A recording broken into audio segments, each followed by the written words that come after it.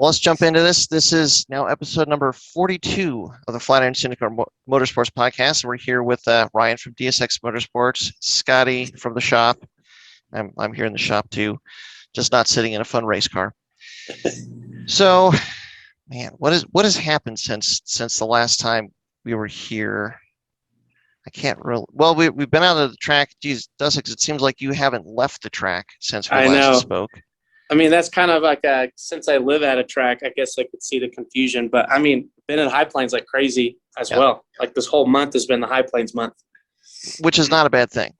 Mm-hmm. We were actually out there. Saturday, testing the Pikes Peak car. Had some, I don't know, some good results, interesting results. What do you think, Scotty? Should we talk about that? Yeah, I mean, I don't see why not. Okay. I mean, what? I'm still crushed. All I want is a good track day. But I mean, for the most part, the Pikes Peak car did well. Like on the clock with transponder time, I did a 57.4 with it, and I screwed up my suspension adjustments on rebound and made it even worse on my second time out. But then, ran into some issues, oil pressure dropping, oil temperature rising, thinking the car was overheating. Well, the car was about to overheat. Well, yeah. I mean, wondering if it was just radiator caps. We won't know till we test caps. If it wasn't caps, and there might be something else going on. But yeah, I mean, it was a fun day. This car that I'm sitting in is the Pikes Peak car, and it's a rocket ship. The first session out took some getting used to. I mean, 150 more horsepower than my car. And we've made tons of adjustments to this car, upgrades since the last time I drove it, which was 3 years ago, the last time I drove it at a track. Yeah. And you can feel it. I mean, this car's fast. I mean, it's the fastest car I've ever driven on track. And can I expand upon that? Sure. Okay, so this is the wild thing that happened. So Scotty goes out 2 sessions. First session, warm up, just goes out there, runs, comes back. That's when we made the suspension adjustment. I put a camera on the car, and then he goes out, and then that's when he ran the 157.6. So, which is a pretty good time, because Scotty, in your car, your best time is a 156. I'm looking at the board, 156.9. So within a couple tenths of a second of your best time in your car. Now, albeit in a car that makes more power, a good deal more power. But then here's the crazy thing. So like we didn't really think much about it. We'll talk more about like why we took the car off and ended up just taking it home early. So yesterday I put the video on, and if you're watching the video, I'll just put it up maybe at the bottom of the screen here so you can watch what happened. So the 2 laps. So basically there were 2 hot laps before Scotty pulled off. First hot lap, I'm just watching it. He goes out. Car ahead of him goes off. Comes back on. Scotty has to slow down, go by him. Then the second lap, hot lap, you wave somebody by, and then the third hot lap, you come in. So I was under the assumption that, well, the second one was the fast one. But then I started looking at the time in the video. The first one was the fast one. Oh, really? And here's the crazy part. So the first one, the guy goes off at turn 5. Slows down, waves Scotty by at turn 6. And I look at like 2 points. We're doing video analysis, right? So we looked at the first lap and the second lap. The first lap, which is the faster one, where Scotty got way by, he was held up by 2 seconds around turn 6. Oh gosh. So then, and that was the 157.6, and he was slowed down at turn 6 by 2 seconds. So then I just basically did an endpoint, like there's a line on the track coming out of turn 6. And I went around the next lap back to that exact same point to point. Scotty did a 155 dead, 155.0 from that point back to that point before I then waved the guy by. So, and that was with making like the rebound. We loosened the rebound, which was the wrong way to go. The car was bouncing, wasn't comfortable with the suspension. It handled like shit. It was one of those things where, I mean, I wasn't even pushing in the corners. So, I mean, coming around turn 4 at say 90 miles an hour, and the car was hopping all the way through the corner, and basically hopping through every corner. So, if we only would have had time to go back out with, making another suspension adjustments or a couple more. I mean, that was the main reason to take it out there, is to really set up the suspension. And we didn't get a chance to do it, and run it when it's hot, see if the cooling system held up, and so we can talk about that. But it's like, holy geez, I mean, that is way faster than would have expected. So it's like on the telemetry, 157.6 from point to point, 155 dead. But like knowing what the suspension was and knowing that, I mean, you weren't even pushing, we're thinking like probably 153s are in the ballpark of just the cars it sits right now if we have a solid clean lap. Scotty, what do you think that car class-wise would fit in? TT2, TT1? So it's probably TT2, right? It's right on the verge. It's actually like, it's probably just over TT2, and then about 80 horsepower too low on TT1. Yeah. So I mean, it's right in there. I mean, we probably have to do some more calculating to figure it all out, but sure, yeah. I'm pretty sure it's a TT1 car, and then I mean, we'd have to add extra power if we wanted to be really at the limit. Competitive. Yeah. Well, I mean, it does not appear that it would be as far off as we kind of initially had thought, based on what we actually saw now. Hey, who's that? There's guy? a Viet. A wild Viet has appeared. Yeah. I can't hear you. But yeah, so I mean, that's hugely encouraging to know that okay, it kind of quantifies a lot of the changes that we've made, because I mean, since we really did a lot of testing in High Plains, we've added 18-inch wheels, the Weiss Fem knuckles, we've got the field suspension instead of the KWs, the Alcon Hoosier 6-piston tires, brakes. Alcon brakes. I mean, like, we've gotten more aggressive with the alignment. I mean, we've thrown a lot of stuff at the car, and we've gotten a lot faster at Pikes Peak, which tells us that we are probably moving in the right direction. But then to kind of see, back at our home track, how much of a difference, how much faster the car has gotten, it's like, okay, no, this like all the other things were definitely proof of concept, but so is this. Like, we're moving in the right direction. What was Pettiford's fastest time in the car before? 159. 59 something. Okay, cool. I'll look at the board again, making for good radio. 159.5. Okay. It was his fastest time, but that was before the brakes. That was on 17-inch wheels, and that I believe that time was set on the 255 with 888s. So not even the Toyo RRs for tires. Yeah. Yeah, the car's definitely come a long ways. It's definitely exciting. I mean, to put it into perspective, that supercharged Civic that was out there, that with the sequential in it, he set the TT2 track record on Sunday at like a high 153. So to think of that car kind of like being in between 1 and 2, and all the work that it still needs to get really dialed in, I mean, it's kind of fun to think about it being right there at that track record for TT2, even if it is kind of beyond the limit of TT2.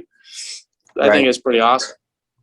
I mean, the car has potential, and again, the biggest frustration is 2 weekends in a row of not being able to set the time. It's just, I mean, besides all the other shenanigans that happen, it's not being able to put down a time is what kills me. But yeah, I mean, it was that Civic that went off on 5. Oh, really? He's just cooked it through 5. He was probably 15 feet off in between 5 and 6, came back in. So, yeah, I mean, that definitely killed some time to come around 5 to a dust cloud with a big arrowed Civic off. Yeah. But, I mean, that car was fast. Well, I mean, not to poke the bear here at all, but it sounds like we need to keep working on setting the suspension and stuff up for this car, so we can, so Scott can have like his best shot of super lap. But I mean, imagine how much of a difference that's going to make, because he hasn't been able to really communicate kind of what he thinks the car needs. It's either it's good, or no, it's I don't know, it feels weird. So it'd be good to actually get it kind of dialed in. Yeah, and I mean, so the plan was to have you drive one of the sessions on Saturday, so we could actually both get in there, both make, get an assessment, an educated opinion on what needed to happen. Two people setting up a car is probably better than one, especially for another driver. So, the plan was there. We just couldn't execute it. Well, I think we erred on the safer side too. I don't think we need to be breaking the boss's car when it could be something simple. Absolutely. No. Well, and we always run water as a coolant, and so that comes with a couple things that always catch us out. And one of those is that, with just water will evaporate off way more readily than coolant would, and so we always kind of give a quick eyeball to the fluids in the cooling system, but the takeaway from this is we really need to just actually fully burp the cooling system every single time we take the car out. Just because if there was water that evaporated and there's any kind of air pockets in the cooling system from running it and getting it up to full operating temperature, you have to correct for that and get it back to zero before we take it out to the track. Yeah, completely start fresh. Yeah. Because, it's just one of those things. It's like you run coolant forever and you don't think about it, but a car sits here for, let's say, a month or two at a time. Especially in Colorado. Yeah. Dry climate. And if all of a sudden, what you thought was a full cooling system, all of a sudden is evaporated off. And yeah. Well, there've been some days where I'm sure it's been close to 100 in that back room. So I'm sure that everything's getting kind of warm. Some of the water is evaporating off, working its way out to the overflow or whatever. It's just you gotta get in there and really burp the cooling system and know for sure that it's set. So then the other wrinkle is to get the boiling point up, we run a really high pressure radiator cap. We're running a 2-bar cap. And I think that the heat that gets into those and the engine and everything like that, I think that just we've gone through a lot of radiator caps. We'll say that. Yeah. And what I think we've got to do is our guess is that if it wasn't that we had air in the cooling system when we started on Saturday, the issue is we had a failed radiator cap. Yeah. Because there's a lot of coolant that went into the overflow and very little of it went back. So it's like the radiator cap has failed. It's not holding the vacuum and pulling the coolant back in. Yeah. Right. And so we're going to put new caps on, test the old caps, and we need to burp the coolant and start testing the caps every time before we take the car out, just so that we know that the cooling system is going to work properly.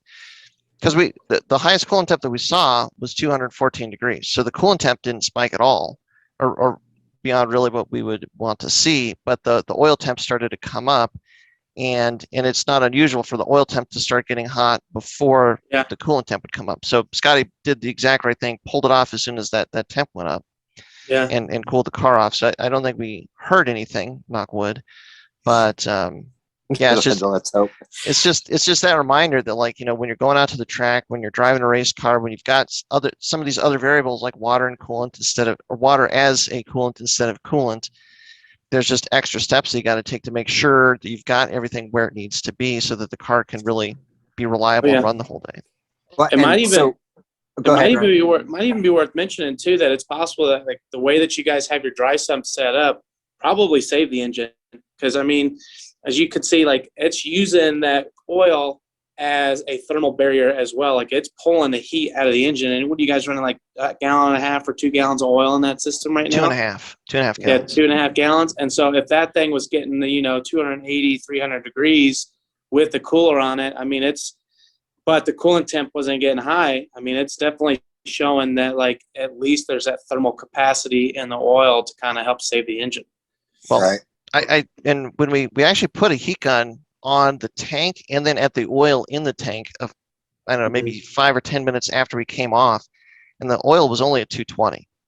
Yeah. So I think that basically the oil temp coming up, the red indicator was at a low threshold. But to your point, if the cooling system is not pulling its weight, right.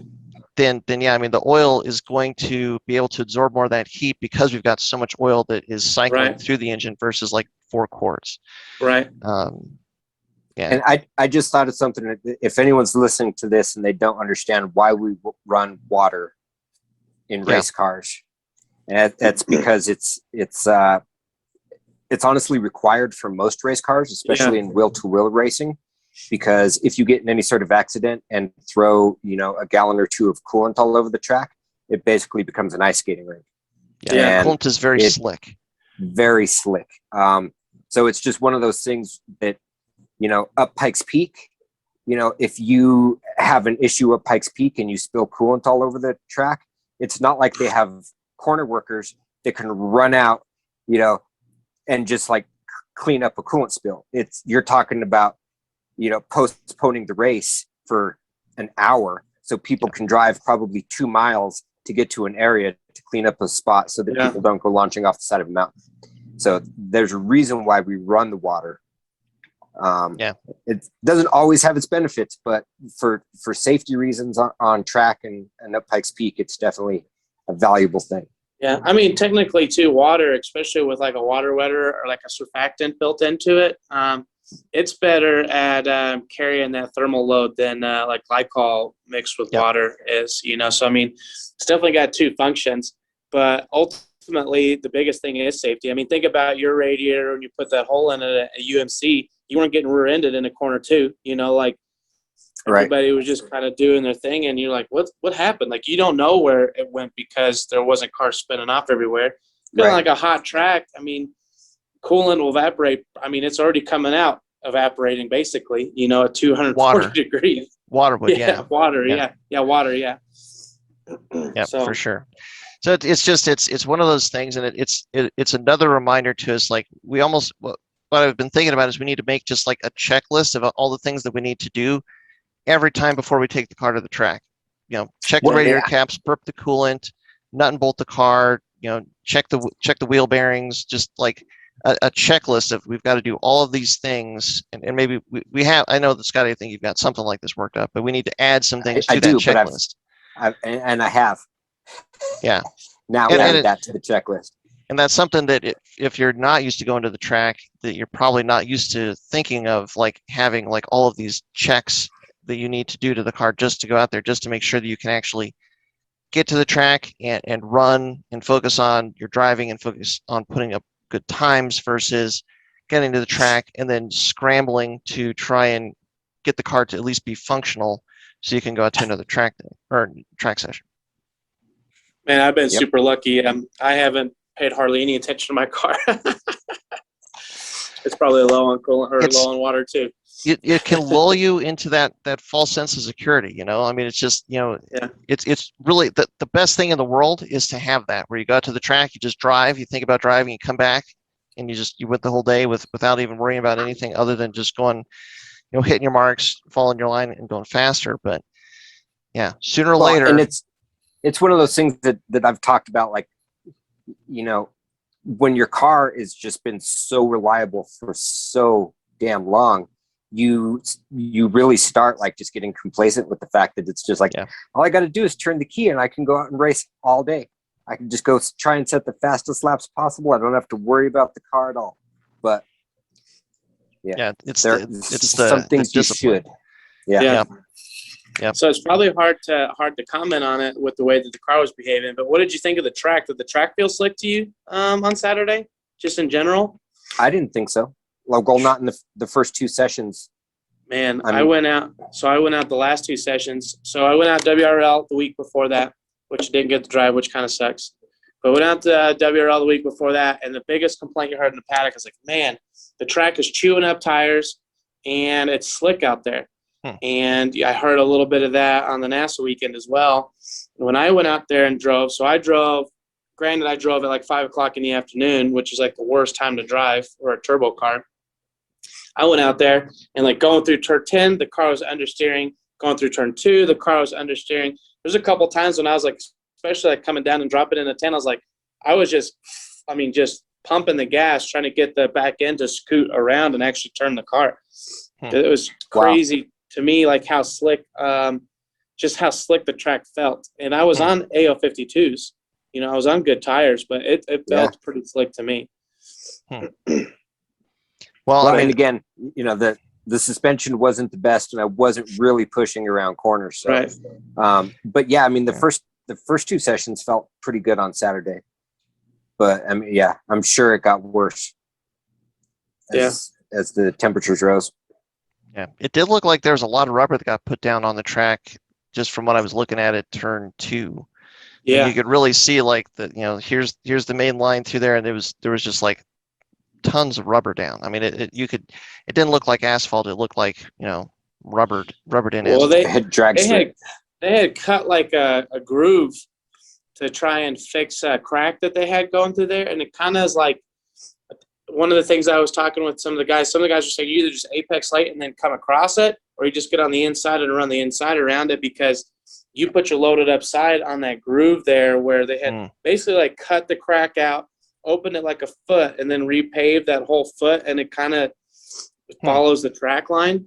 Okay. And it's in a bad spot, and it's just like pushy in there. You either had to come in an apex light, which we kind of already do in our cars, or you had to just get on the inside of it and just run it around on the inside of it, which is actually what I ended up doing when I drove it.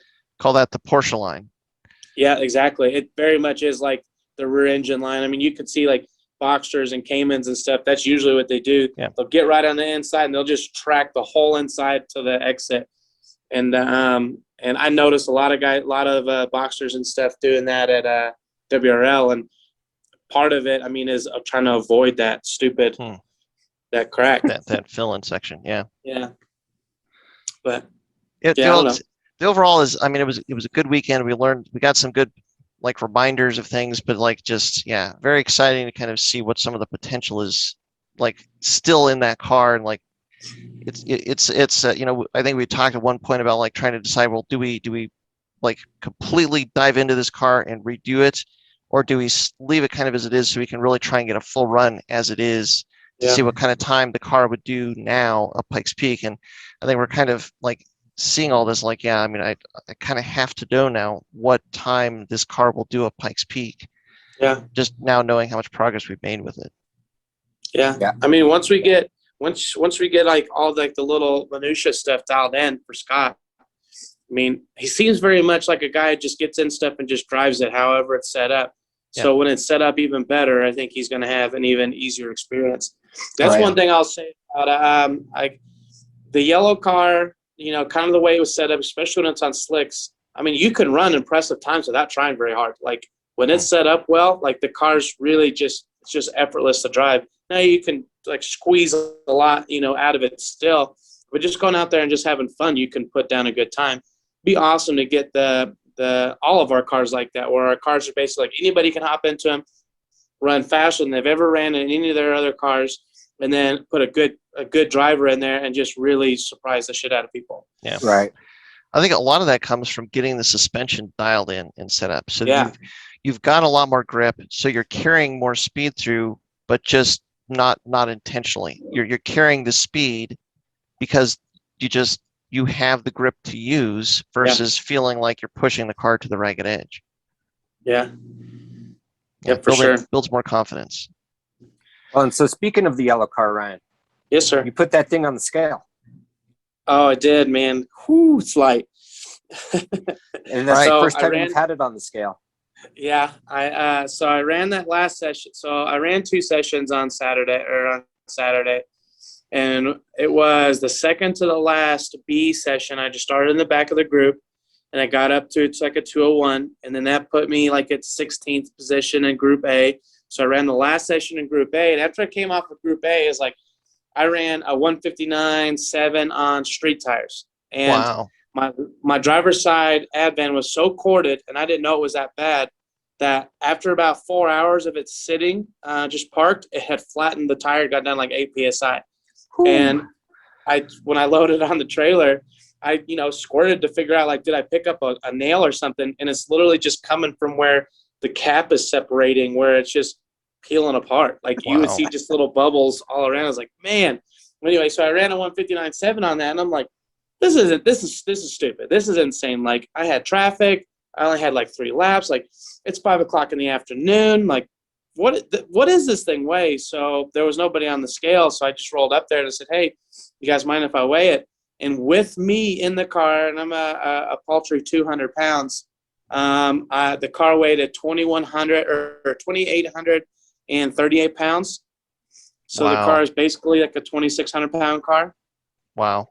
And that's with glass Which in is- the doors. Yeah, that's with glass hand crank. I mean, it's insane. I mean, even though that cage is like a small cage, it's still elaborate. You know, there's a lot of extra bars and stuff that you might not have in like your standard 6-point. So I mean, I'm really That's impressed. crazy. A GD could be down in the 2,600 pound range. Yeah, and Yeah. so like thinking about my car with me in it is say 3070 to 3100 ish with with the extra diffuser I put in there. So I mean I'm about $170, so that's a 2,900 pound car, and I did everything I could to get the weight out of that. I mean, I pulled extra panels, Lexan windows. I mean, everything I can do to get that car as light as possible. And it's 29. You're 300 pounds ish less. That's a lot. It's insane. I think that means from now on, like, Ryan, if you're going to go out there with Scotty, we got to put 2 more people in your car. Just have them ride in the back, just hang on to the cage. Yeah. Just to kind of even things out. And now we really need to get it on the dyno. Yeah. Yeah. You know, So that was kind of another thing. So I was playing with the numbers a little bit with, the TT calculator, because I kind of like to think it's a TT4 car, even though it's probably closer to a TT3 car or a TT3 car. 2 or TT2. No, and it's not that. So, you figured if I, at that weight with me, 2,800, 38 pounds, I can make a 250 horsepower average. It's probably not that hard to get that car under heat soak to be 250 wheel. I mean, it might not be much more than that right now, especially peak horsepower. It's only 15 PSI at Redline. So when I was granted that motor, this motor is a lot more special cams and everything than my old 205 was. But when my 205 was at 15 PSI, it was only 260 wheel. So, playing with the dyno, playing with the averages, playing with the heat soak and stuff. I mean, that motor we could get it down to 250 wheel, but that's on 100 treadwear tires and skinny tires, which is pretty much where the car was. I was on AO 52s, 245s, and the car's probably like 270 right now, wheel horsepower. I would say, you could probably get it down to 250 and it'd probably still run 159s at High Plains, which is absolutely insane for TT4. That's 2 seconds faster than I ran in my TT4 car before. Right. So that's great. Well, Super crazy. That means that we have to get it on the dyno here soon and actually get real numbers. Yeah, for sure. Stop Another guessing. thing is kind of funny is I also did that with no front bumper. My front bumper, I had one of my little pop things had broken. And somebody was like, man, you're going to come out in Group A? That was crazy seeing you in Group B. You're going to run with us in Group A? I was like, nah, I don't know. And I was like, maybe I should go out there. And so it was just quicker to take the bumper off and then it was to try and fix it with the limited time that I had. Because it's basically like B and then like D, and then Group A. So I didn't have a whole lot of time. So I was like, fuck, I'll just take the bumper off. And, to that track, you're still doing like 120 plus miles an hour on the backstretch. With no front bumper, I thought the hood was going to peel off. Oh yeah. You can see the hood, it's just going down the backstretch. It's just bumping. I was like, oh man, because all that air is getting underneath that hood big time. Oh yeah.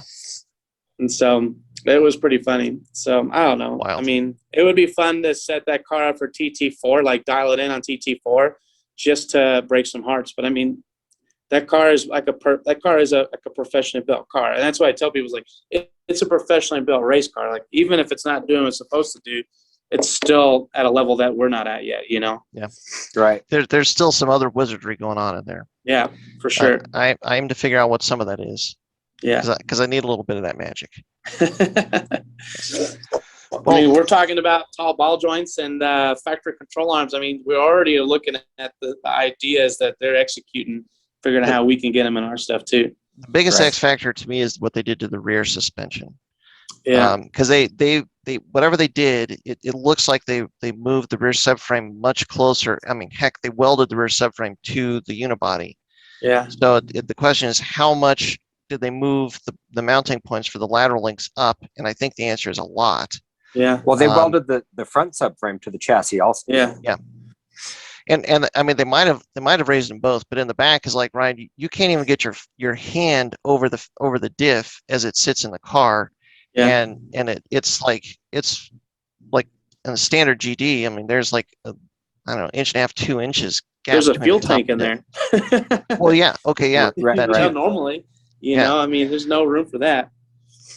But yeah, so like moving the lateral link mounting point up gets you a much steeper downward angle for those lateral links, and that's going to make that McPherson suspension in the rear work way better. So give you a lot more rear grip.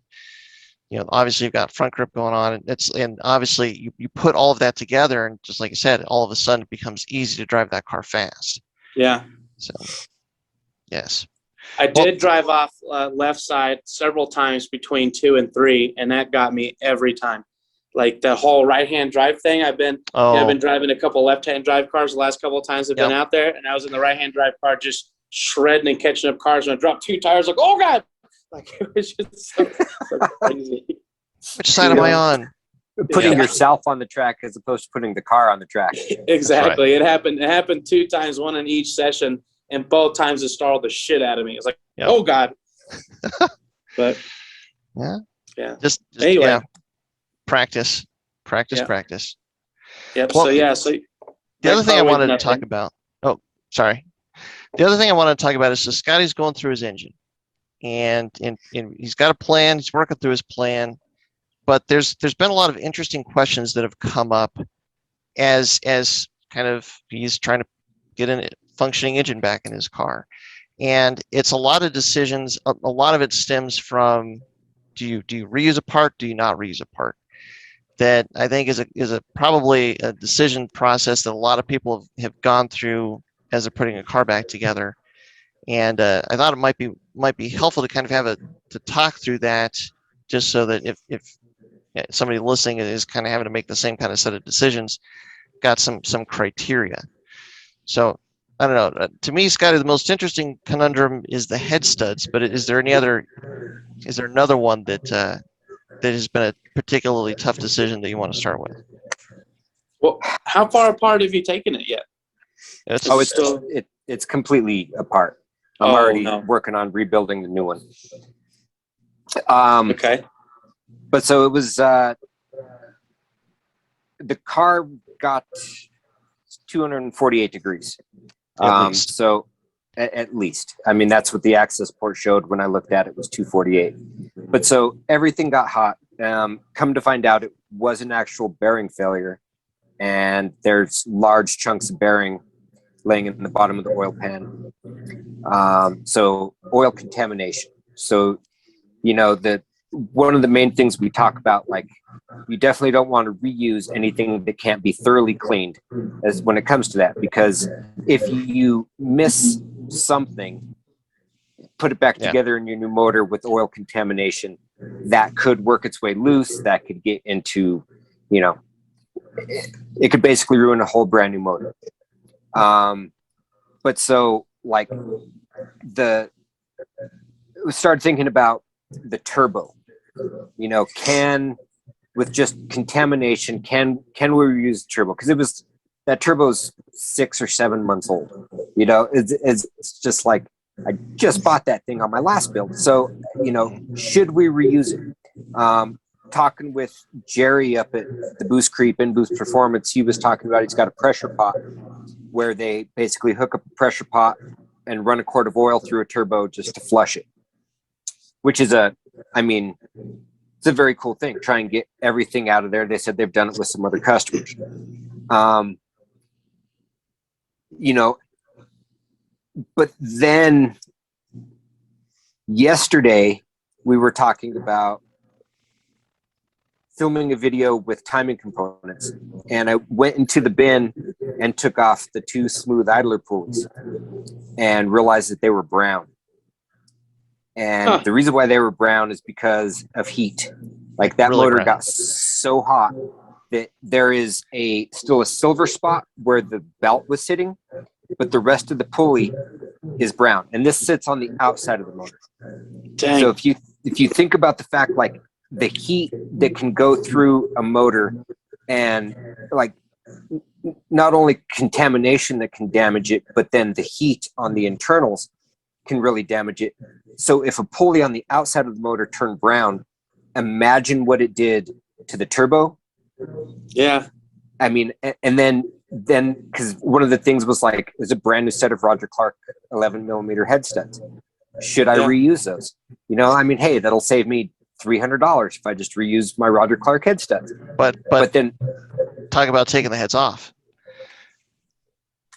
The heads off the old block. So when I went to take the heads off the old block,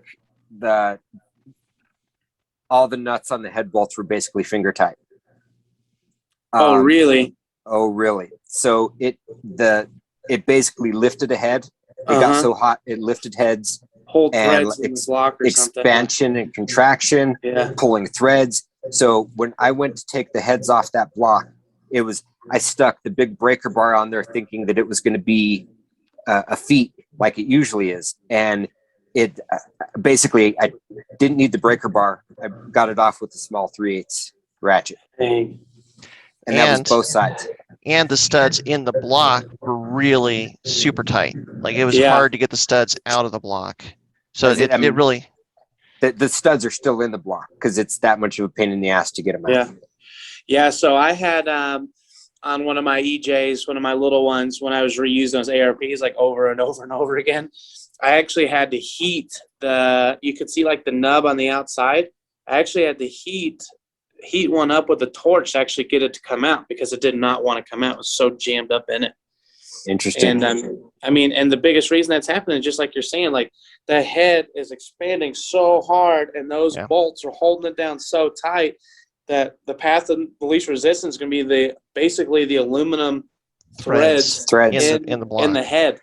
Yeah. Or in the block. Yeah. That's just like, and that's why all that stuff is like, everything is like kind of basically not aligned anymore, you know? Yep. Right. Super spooky.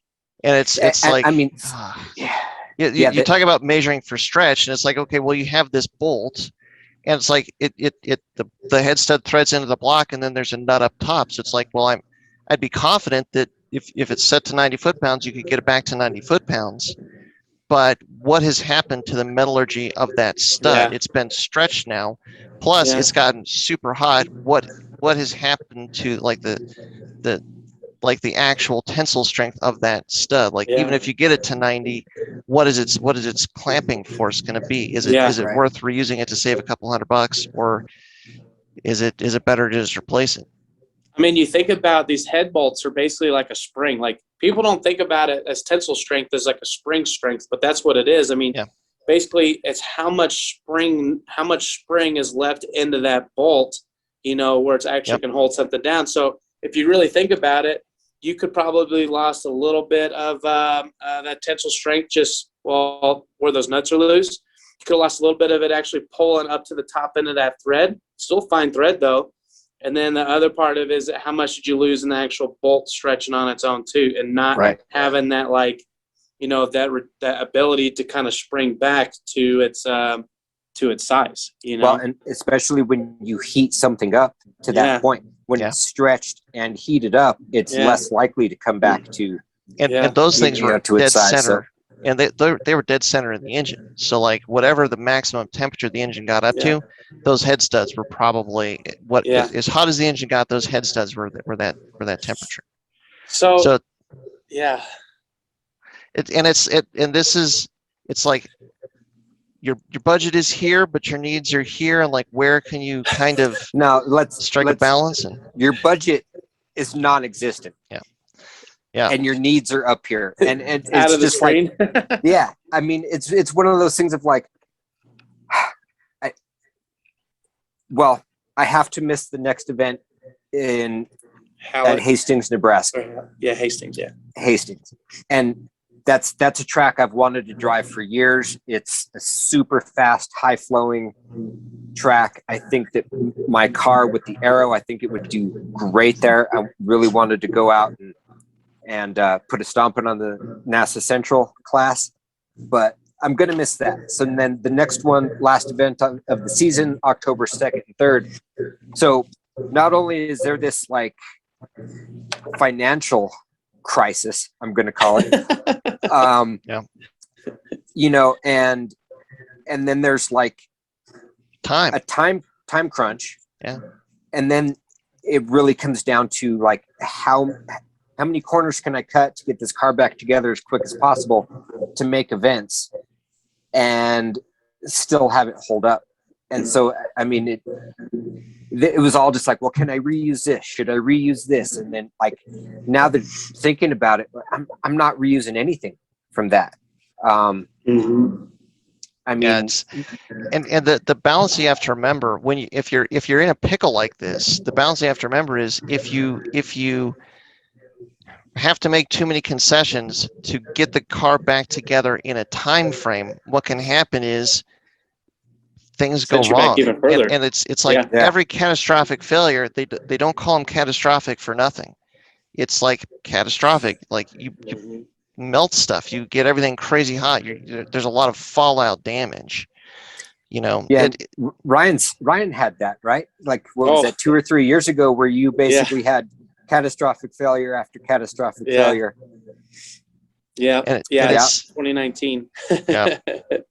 It's such a hard decision to make, but it's like sometimes letting go of a season to basically take the time to do the engine right could be the best long-term decision, because if you scrape together and throw something together so you can make the last event and then you have another catastrophic failure, you're now 2 steps behind. Because now all the new stuff that you put in there, you've wrecked. But lap times.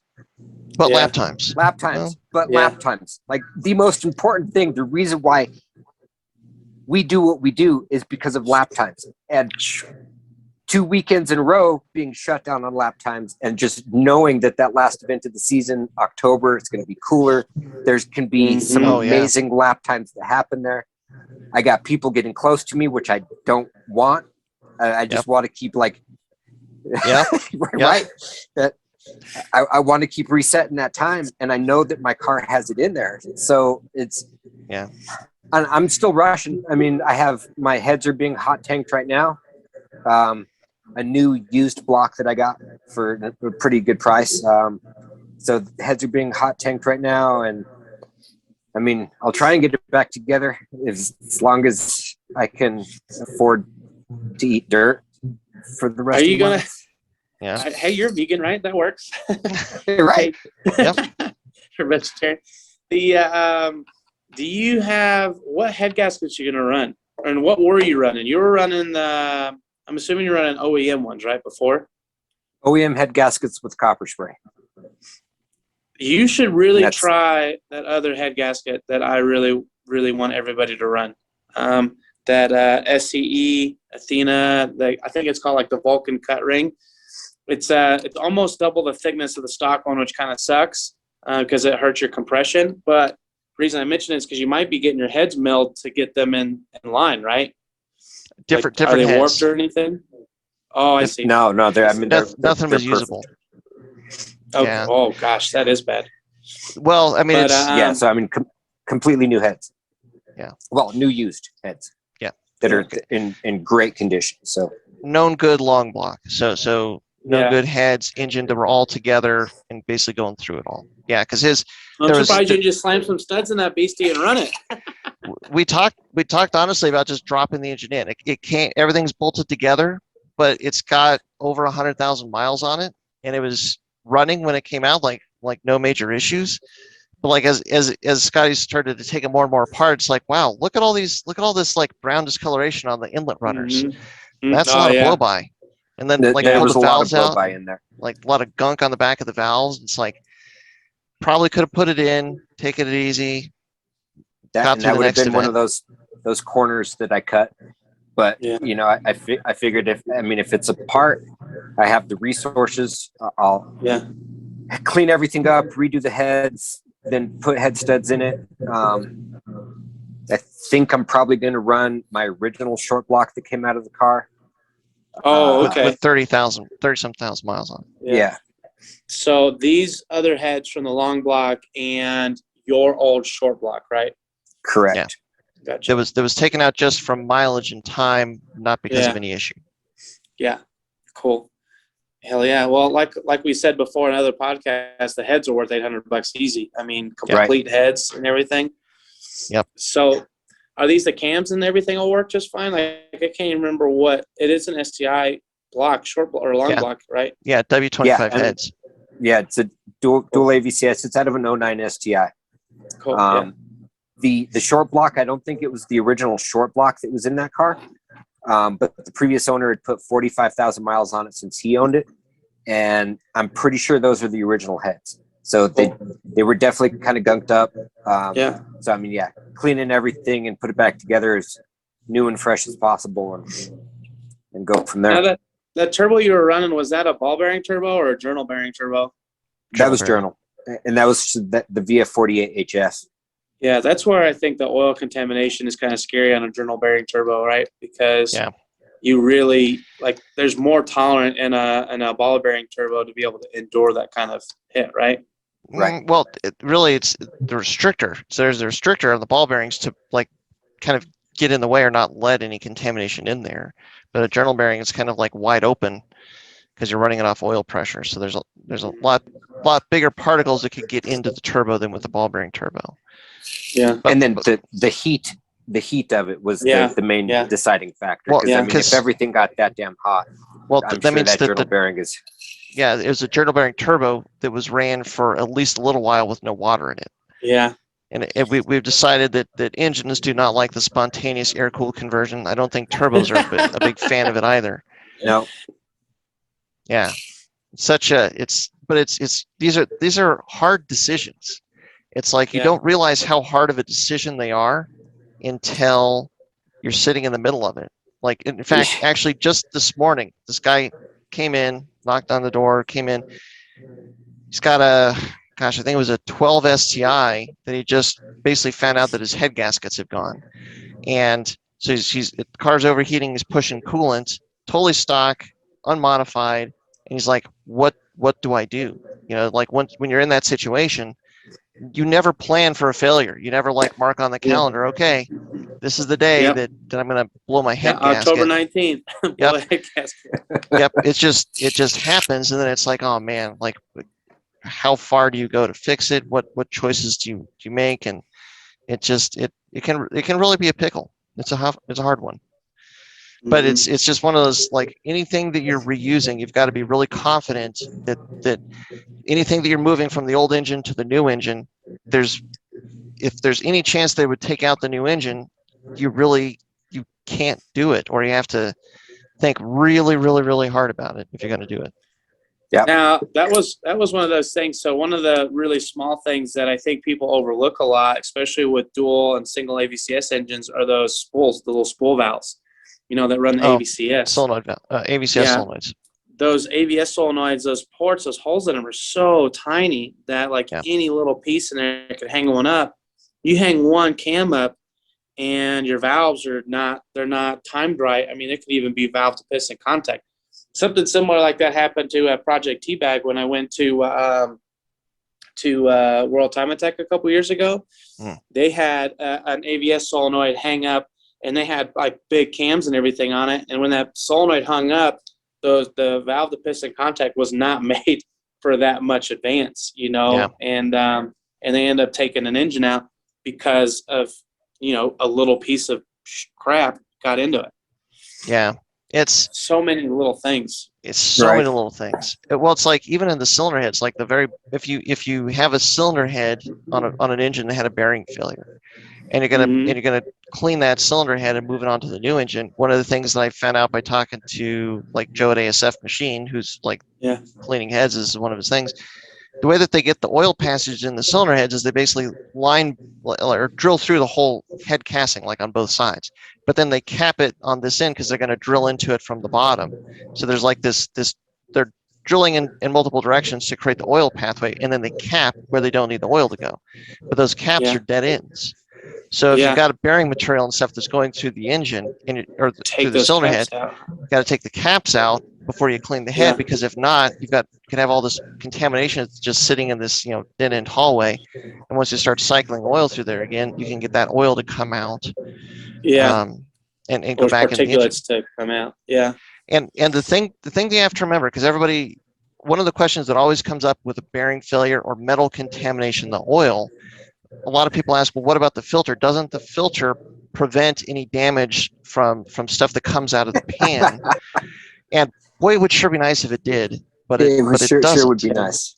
And the reason it doesn't is because from the pan you have the pickup. So the pickup is in the oil and it pulls the oil up from the pan directly into the oil pump, and then from the oil pump it goes through the filter and then into the engine.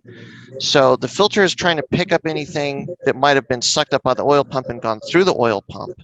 But if you have a lot of bearing material or whatnot that goes through the oil pump gets damaged. That georotor gets damaged, and all of a sudden now it's not making proper pressure.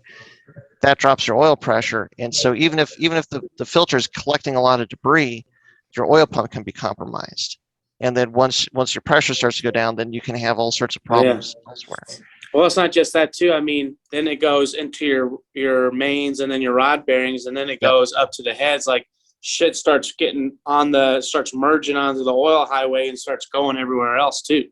Yep. You know, it's not like that. Like, oh, I'm a bearing material, I guess I'll just dump out right here. They're like, oh hell no, I'm hitching a ride, getting on I-70. Yep, you have the bearing fail in like a rod, and then that bearing material makes it into like the head because that's the next pathway. Exactly. Yeah. Well, and as pressure drops, because the heads get fed last, then if pressure drops, that's where you're going to start to see the damage first, and then they can come in. Yeah. Yeah. It's bearing failure. It's no fun. It is no fun, and it's in like metal contamination. It's just it complicates everything so much because it just goes everywhere. Yeah. Man. It gets real expensive. There's been a few sleepless nights at 3 o'clock in the morning. Like, how am I going to afford to put this thing back together and make October? Yeah. Well, got to try and make it October though. Man, that's going to be that's going to be a fast weekend. Yep. Things are in process. There's plans that are hatching. Maybe. I don't know. Yes, I'll look at the schedule and see, because I think after that October event, I think I'm literally driving straight from NASA. I'm going straight from Road America from there. So I think straight like once NASA America. and everything closed, straight to Road America. Wow.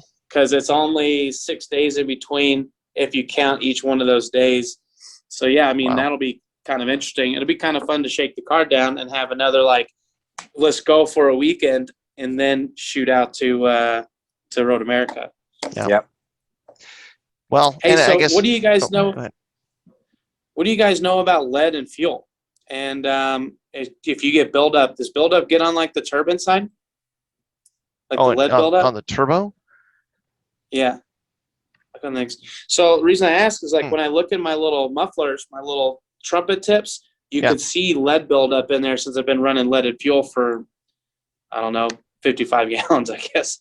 Oh, dang. Do you think that gets on the turbine side, on the exhaust side of the turbo? If that even makes a difference? If it's hot enough, maybe it doesn't. If it's hot enough, and if the turbine's spinning fast enough, but I don't know. That's a great I just noticed question. it the other day. So I'm running 100 octane. I'm back on 100 octane again right now, but I probably won't have enough 100 octane to get me through like Grid Life and Road America. So I'm probably I have like another drum of leaded C16. I'm like, well, I guess I'm taking that out there. And then I noticed the buildup. I'll have to send you a picture, but the buildup on the little trumpets of there's just stuff in there, and it's got to be lead because it's what I've been running. Nothing else can make sense to be there. Well, I mean, it's not too hard to pull a downpipe, right? Yeah. Well, car's not even here right now. It's in High Plains. Oh, no. I left the trailer up there after last weekend. I was like, I'm not even coming back, man. And it's kind of stupid because my tires are done, and so I don't even have any tires to drive on this weekend. And so basically the trailer's just there just for everybody to hang out in because my car will just be on 3 flat tires. Oh, wow. Pretty much. I was like, whatever. Yep. But I don't know. Well, yeah, if you find out, that's a good question. Yeah, that'd be interesting. Yeah. I mean, I would have to guess just as fast as the turbine is spinning that the chances of lead deposits forming would be low. And the heat too, right? Yeah. The heat got to help. Yeah, I don't know. Definitely something I noticed the other day. Steve was running the C16. Steve Sissel, who used to work with us. Yeah, he had, but not very often. I don't think. Oh, right. Well, I mean, honestly, he didn't drive that car very often. It was a Florida car, not even registered here. So, so I guess he's not a good person to ask about that. Yeah. I mean, I might just take, like you said, just take the downpipe off and see how much is actually collected in there. Yeah, see if you can see any signs of deposits on the turbine wheel itself. Because if remember, it would get off balance, that would not be great. Well, remember I was talking about how the car kind of felt like it's gotten slower, but it could also just be the fact that, like, I feel maybe I'm just getting used to it, you know? Sure. And that's what I thought it was. But after seeing the lead deposits, I was kind of wondering if there was lead coking up inside my exhaust housing on my turbo. I was just curious if you guys have ever heard that before. Nope. It turns out, Ryan, that not many people have been running leaded gas for a little while now. Oh, man. Not a lot of data on modern cars running leaded fuel, I don't think. Oh, yeah. But speaking of getting used to things, I mean, you just said like getting used to it. Maybe it feels slower because you're getting used to it. But getting back in my car on the track after driving this is going to be kind of disappointing. So you were topping out fifth, almost having to shift into sixth on the back straight. No, I was in sixth. You were in sixth. Yeah, topped out fifth and went to sixth. Yeah.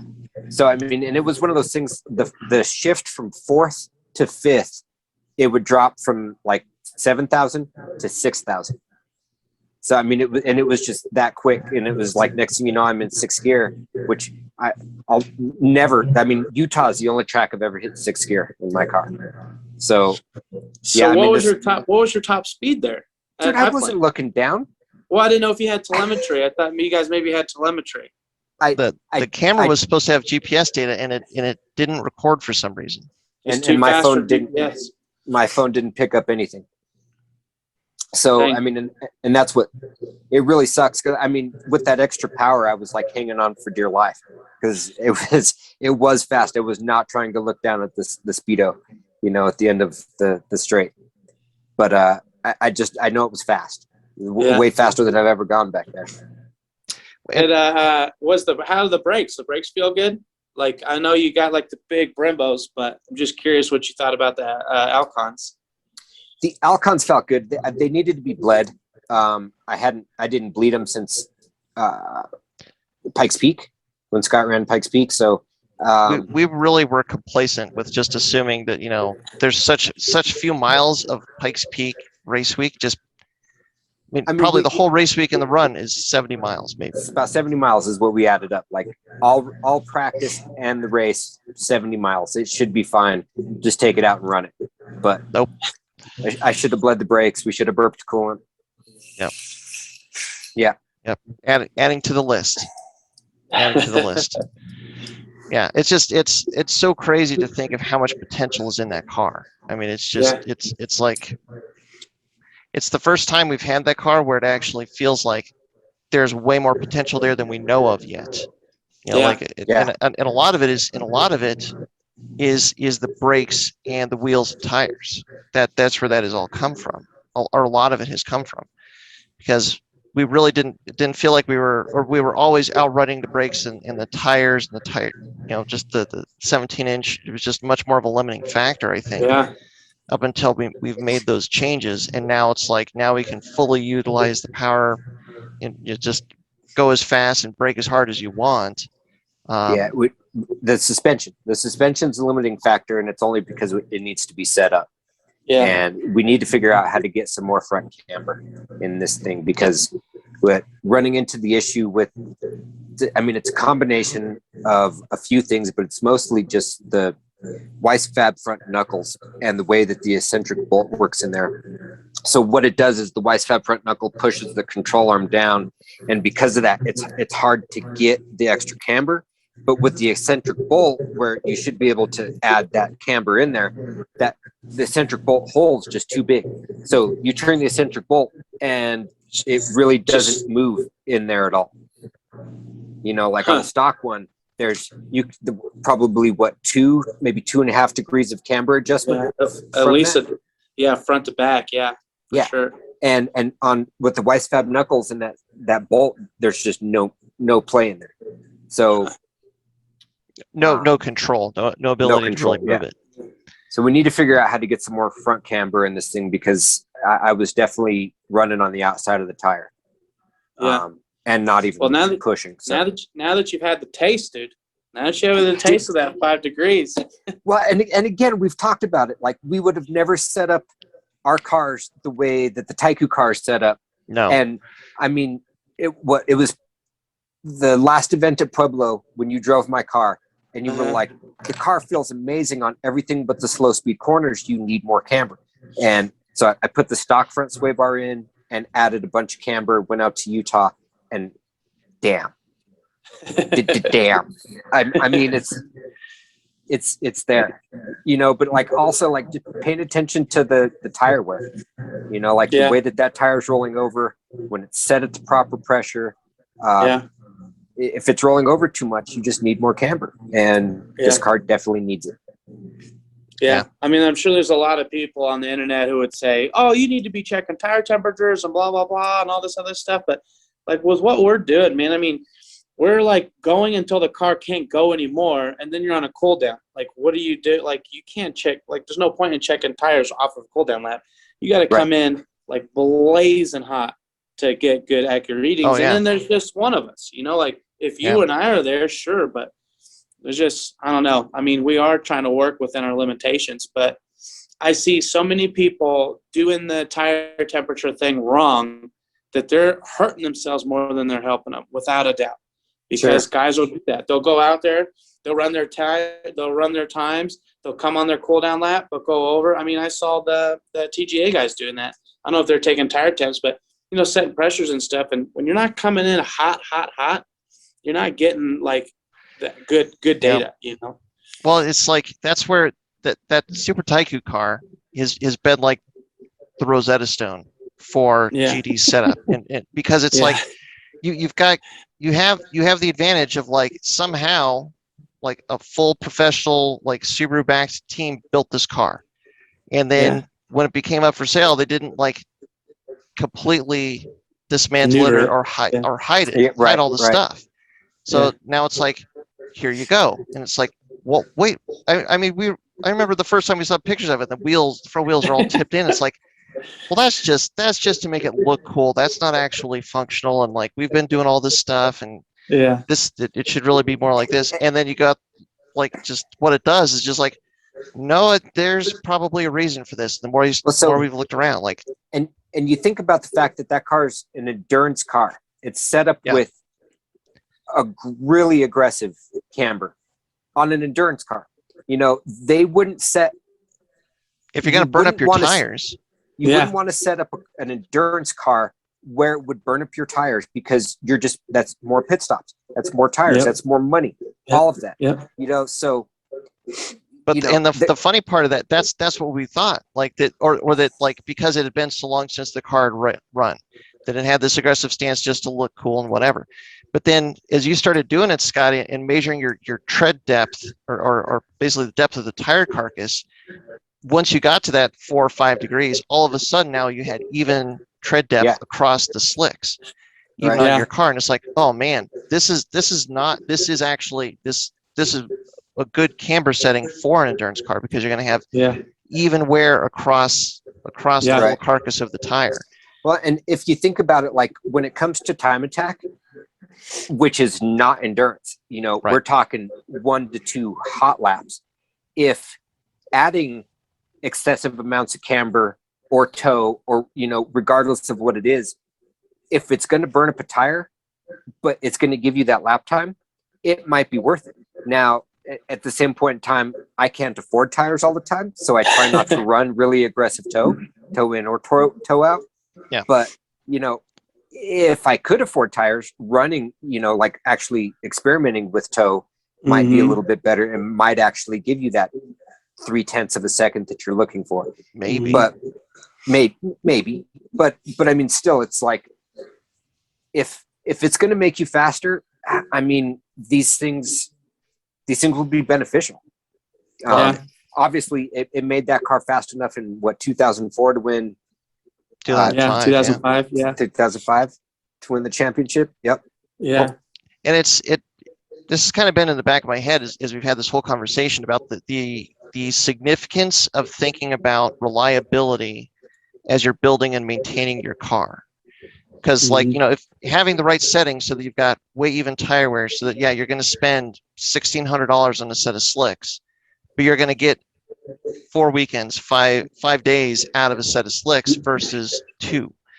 Getting the maximum use out of the money spent on the car, building for reliability, like having a really overbuilt cooling system, making sure that the car is reliable, not tweaking the power, like maxing out the power to the point where, if everything stays together, you can put down a blistering lap time, but the car is apart more than it's together.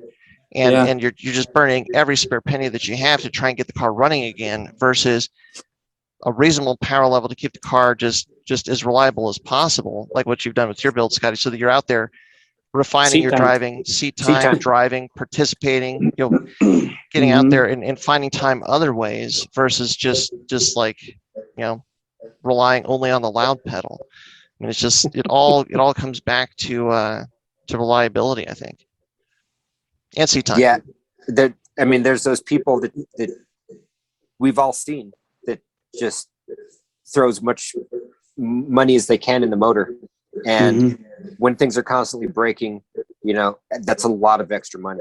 But only upgrading the motor and not upgrading anything else, as opposed to upgrading everything else and leaving the damn motor alone so it's reliable and just driving. And not even just upgrading the motor, but actually like figuring stuff out.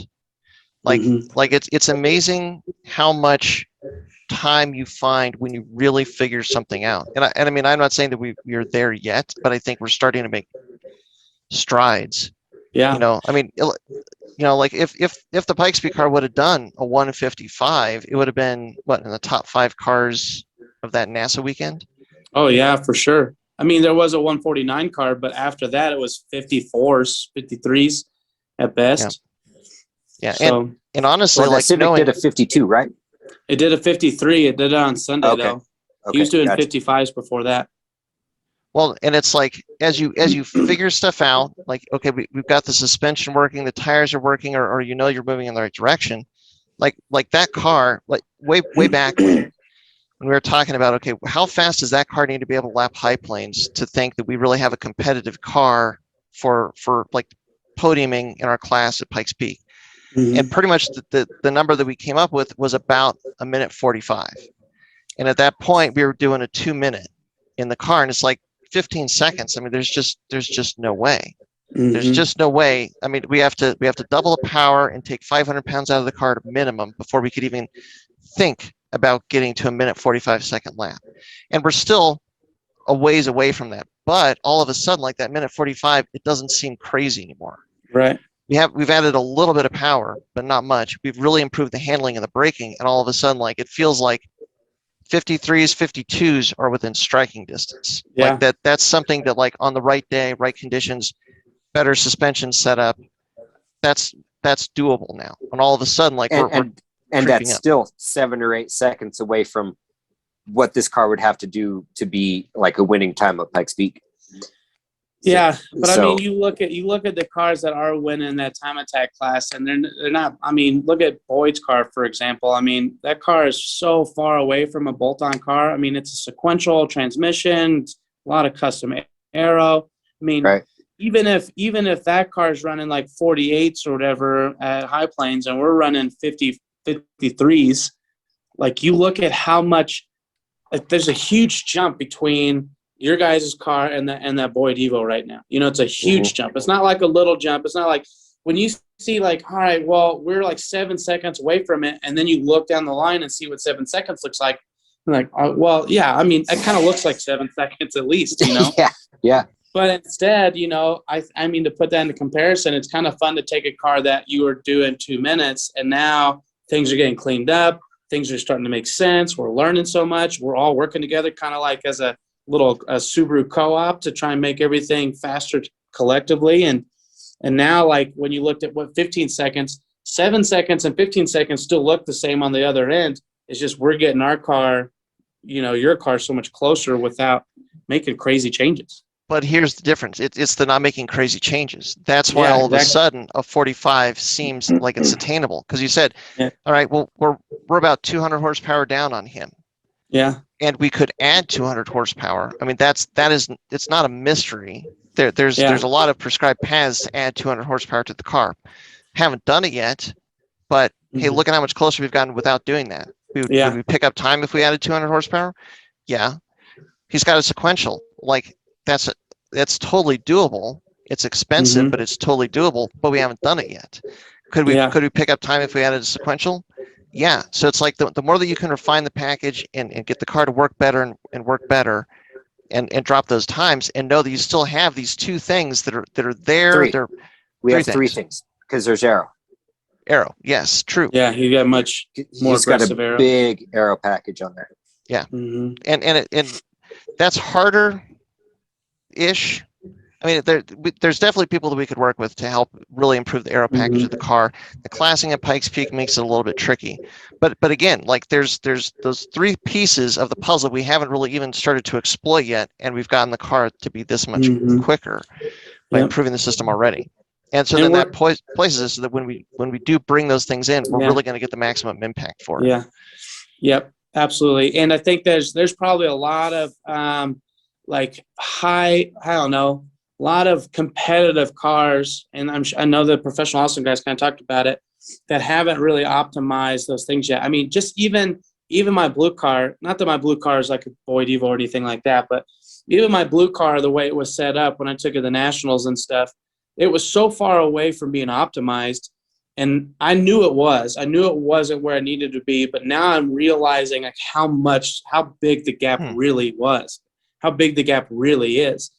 And which is exciting because there's a ton of competitive cars out there, that are putting out competitive times, we'll just say, regardless of how they're doing it with money or with power or with driver development or whatever, that aren't working on like all these small little things, Yeah, and what we're really seeing is like Scotty kind of forged down that trail with the stuff that he figured out with his car, and now we've gone down the same trail with the Pikes Peak car and just tweaking the power a little bit. Nothing crazy, but just a tweak to the power and following a lot of the similar plans as far as like suspension and grip and all that sort of stuff. And it's giving shaving out huge amounts of time. They would, it's like you figure you're going to be looking for a tenth or two, and now we've just wiped 5 seconds off. I mean, that's an eternity. That's massive, and it's all through like figuring out these fine details and knowing that there's still more there. That's what's crazy. What about do you have any thoughts on experimenting with stock hubs in the front with extended ball joints on the hill climb car, just to see if getting more camber outside of the Weiss fab is really something that can benefit the car? I would say so. The roll center correction in the Weiss fab knuckles is 50 millimeters. That's 2 inches. So like there's nothing in that, even in that ballpark.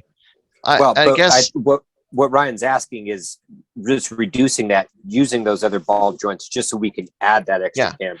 Well, so what I wonder, I know that there's a benefit for that for sure, and I guess you'd have to try it. You have to take the Weiss fab knuckles off, put the stock knuckles back on, and then see if basically getting up to 5 degrees of camber, but losing all the caster and that roll correction, how that would balance. What I was going to say is that there's other options for us to try and pick up that camber with keeping the Weiss fab knuckles, and I think I would say probably we'd want to look at exploring those options first. Yeah. You guys still on the stock like stamped steel lower control arms up front, or are you guys on like STI control arms? I mean, there could be some camber in there too, right? Cool. Yep. Well, camber and caster. Yeah. It's just, I don't know. We've talked about notching the strut top so that we can actually slide the whole strut top in further. And that is sort of appealing, sort of not, but sort of appealing. Like it would be an easy thing to try. hard to go Just back hard from. to go back from. Yep. Yeah. or like we had talked about, actually taking the top ends off and getting the machine so that we could actually move the whole strut top further in this. Yeah. So we've actually put Scotty's AST strut tops on because they had more of a recess there than the field strut tops did. But I think there's still room to machine out and rack the car in. But I think it would probably only get us maybe another degree. I don't know if we could get more than that. We'll take all we can get right now. Yeah, that's right. Yeah. And if we could figure out that ball joint, like just figure out a solution for that ball joint to be able to really rack the, basically tip the knuckle in more. Mm-hmm. I mean, that maybe could get us to 5 degrees. Which just sounds crazy. Josh Hawka, you guys know who he is in the GR, right? That runs S Street Class. He runs 5 degrees of camber on the front of that car too. Yep. I remember way back in the day, Scott. You remember who's the guy with the black STI? This is, probably like 17 or 18. Eric. Yeah. Eric. Ryan, you met him one of the earlier sessions at High Plains. Eric. Oh yeah, I know who you're talking about. Yeah, where 3R actually set up his GD and yeah. And I remember that the setup was no front sway bar and 4 degrees of negative camber up front. We're like, oh, that can't be right. Now we're like 5 degrees of camber and no sway bar up front. Yeah. All right. Yeah. Or stock sway bar. Stock sway bar, no sway bar. I don't know. But it's like, oh man, it's come full circle. Yep. All right. Well, as we're winding down, I think it's as good a time as any to kind of I don't know. Is any other key points you guys want to hit on as far as this, or? That was a fun one though. I like that. Yeah. It was good. I tell you, there's some good information if you guys stick around to the end of these. We've let out some of the good stuff here, but yeah. Well, thanks very much for listening as always, and we'll wrap it up there until next time. And we'll just thank you for your support. Thanks for listening, and until next time, stay tuned with Flatirons Tuning.